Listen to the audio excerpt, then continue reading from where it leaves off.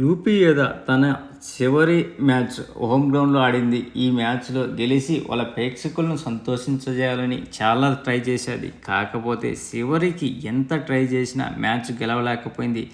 పుణేరి పల్టన్ ఈ మ్యాచ్ గెలిచి తన వరుసగా 6వ మ్యాచ్ను గెలవడం విశేషం. అంతేకాకుండా ఈ మ్యాచ్లో పర్దీప్ నర్వాల్ ఫస్ట్ 10 రైడ్స్కి గాను 5 రైడ్లు ఏమీ చేయలేదు. తన పర్ఫార్మెన్స్ ఏమీ బాగలేదు అనిపించేది స్టార్ట్లో. కాకపోతే తను ఒకసారి మల్టిపుల్ పాయింట్స్ రైడ్ చేసి పుణేరి పల్టన్ అవుట్ చేసేది. ఇదే తన నుంచి వచ్చిన అత్యుత్తమైన ప్రదర్శన. ఈ మ్యాచ్కి కూడా సురేందర్ గిల్ అందుబాటులో లేడు, ఎందుకంటే అతనికి ఆల్రెడీ ఇంజూర్డ్ మనకు తెలిసిందే కదా. ఫైనల్గా యూపీ యోధ తన హోమ్ గ్రౌండ్లో చివరి మ్యాచ్లో ఓడిపోయింది. ఈ మ్యాచ్లో ఇండివిజువల్ పర్ఫార్మెన్స్ ఎవరు చేశారో ఒకసారి చూద్దాం. ఈ మ్యాచ్లో ప్రదీప్ నర్వాల్ 6 టచ్ పాయింట్ సాధించాడు. ఇది తన నుంచి వచ్చిన అత్యుత్తమ ప్రదర్శన. మిగతా వాళ్ళు ఎవరు రైడ్స్ అంత సరిగా చేయలేదు. గుర్దీప్ 1 ట్యాకిల్ పాయింట్ చేశాడు. గగన్ గౌడ 4 పాయింట్స్ సాధించాడు. అందులో 1 టచ్ పాయింట్, 3 బోనస్ పాయింట్లు ఉండడం విశేషం. నితీష్ కుమార్ 5 ట్యాకిల్ పాయింట్స్, హై5 సాధించాడు. ఇతనికి తోడు సుమిత్ కూడా 6 ట్యాకిల్ పాయింట్స్ సాధించి హై5 సాధించాడు. విజయ్ మాలిక్ 2 టచ్ పాయింట్స్ సాధించాడు. నితిన్ పన్వార్ 3 పాయింట్స్ సాధించాడు. అందులో 1 బోనస్, 2 ట్యాకిల్ ఉన్నవి. ఈరోజు యూపీకి ఊరట కలిగించే అంశం ఏదైనా ఉందంటే వల్ల డిపెండింగ్ ఈ మ్యాచ్లో నిజంగా అద్భుతంగా డిపెండ్ చేసింది. అంతేకాకుండా 5 సూపర్ ట్యాకిల్ సాధించి ఆ మాత్రం స్కోర్ రావడానికైనా కారణం ఉంది.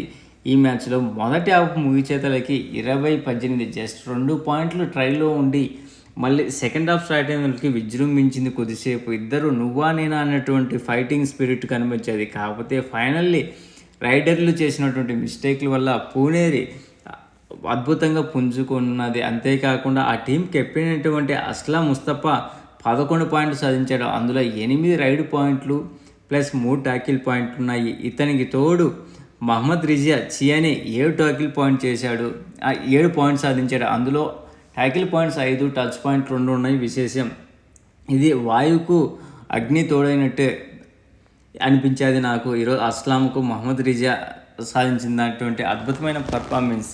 వీళ్ళిద్దరే కాకుండా మిగతా ఇండివిజువల్ పర్ఫార్మెన్స్ ఎలా ఉందంటే ఆకాశ్ ఇండే 5 పాయింట్లు సాధించాడు. అందులో 3 టచ్ పాయింట్లు, 2 బోనస్ పాయింట్లు ఉన్నవి. ఇతను మ్యాచ్ ముగిసే లాస్ట్ 30 సెకండ్స్లో ఉన్నప్పుడు సూపర్ రైడ్ చేసి నిజంగా చాలా బాగా అనిపించేది. సూపర్ తర్వాత అభినేష్ రంజన్ 2 ట్యాకిల్ పాయింట్ చేశాడు. సంకిత్ స్వావత్ 2 ట్యాకిల్ చేశాడు. పంకజ్ మోహిత్ 3 పాయింట్స్ సాధించాడు. అందులో 1 touch point, 1 bonus point, 1 tackle point ఉన్నది. మోహిత్ గోయత్ 5 పాయింట్లు సాధించాడు. అందులో 4 టచ్ పాయింట్లు, 1 ట్యాకిల్ పాయింట్ ఉన్నది. గౌరవ్ ఖత్రి 1 ట్యాకిల్ పాయింట్ చేశాడు. ఈరోజు నిజంగా డిపెండర్లు అయితేమి అటు రైడర్లు అయితేమి పుణేరికి మంచి విజయాన్ని అందించారు అని చెప్పడంలో ఎటువంటి సందేహం లేదు. ఫైనల్గా మ్యాచ్ ముగిసే సమయానికి 40-31 9 పాయింట్ల డిఫరెన్స్తో ఘన విజయం సాధించి పాయింట్ పట్టికలో ఇది వరుసగా 6వ విజయం ఇది పుణేరికి కావడం విశేషం. అంతేకాకుండా ఇది పాయింట్ పట్టికలో టాప్ ప్లేస్లో ఉంది. ఇదే కాకుండా ఇది ఒకసారి టీం పరంగా కూడా ఎవరు ఎన్ని రైడ్ చేశారు కూడా చూద్దాం. టోటల్ రైడ్స్ ఇరు టీముల నుంచి 44 రైడ్స్ వస్తే యూపీ జస్ట్ 13 రైడ్ పాయింట్స్ సాధిస్తే పుణేరి 21 పాయింట్స్ రైడ్ సాధించేది. ఇక్కడ కూడా మనం బాగా డిఫరెన్స్ కనబడుతుంది. ఎందుకంటే రైడ్లు ఈరోజు నిజంగా ఫెయిల్యూర్ అనే చెప్పాలి. ఎక్సెప్ట్ ప్రదీప్ నర్వాల్ ఓన్లీ ఒక మోస్తారుగా రాణించాడు అనిపించేది. ట్యాకిల్ పాయింట్స్ రూపంలో యూపీకి 14 లభిస్తే పూణేకి 15 లభించింది. ఆల్అౌట్ పాయింట్స్ రూపంలో యూపీకి 2 లభించే, పూణేకి 4 లభించేవి. యూపీ పూణేది ఏదంటే ఒకసారి ప్రదీప్ నర్వాల్ మల్టిపుల్ పాయింట్స్ ద్వారా అది కూడా ఆల్అౌట్ అయింది పూణేకి.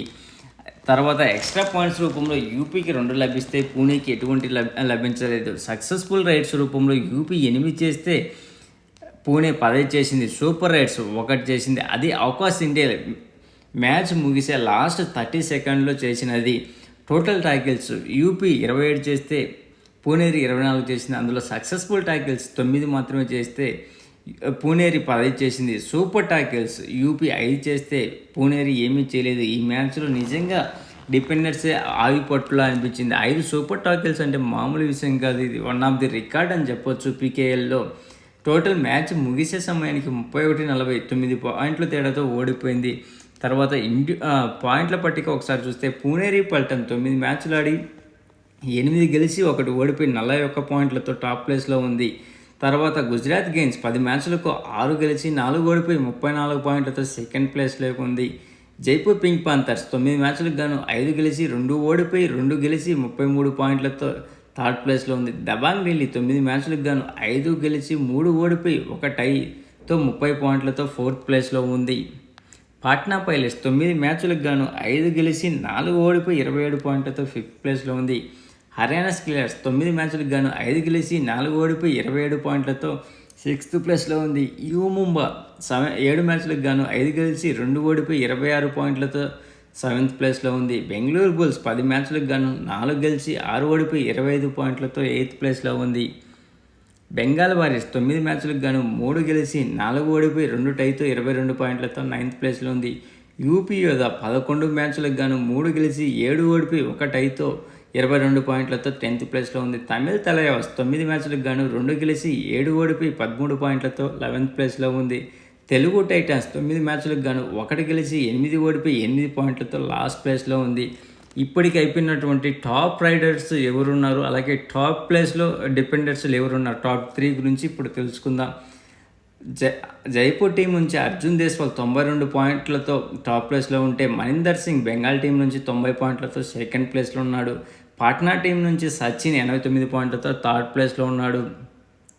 ట్యాకిల్ పాయింట్స్ రూపంలో సుమిత్ యూపీ నుంచి 37 పాయింట్లతో టాప్ ప్లేస్లో ఉంటే, మహమ్మద్ రిజియా చియాని పూణే నుంచి 34 పాయింట్లతో సెకండ్ ప్లేస్లో ఉన్నాడు. సహెల్ గులియా 33 పాయింట్లతో థర్డ్ ప్లేస్లో ఉన్నాడు. రేపు మ్యాచ్లు లేదు. ఫ్రైడే ముంబైలో మళ్ళీ మ్యాచ్లు స్టార్ట్ అయిపోతున్నాయి. ఒకరోజు బ్రేక్. ప్లీజ్ ఫ్రెండ్స్, వీడియో నచ్చితే మీరు షేర్ చేస్తారని ఆశిస్తున్నాను. లైక్ చేయకపోతే లైక్ చేయండి. మీకు వీడియో ఏమనిపిస్తుందో కామెంట్ చేయండి. కొత్తగా వచ్చిన వాళ్ళు సబ్స్క్రైబ్ చేయండి. Signing off Mahendra. Thank you. Good night.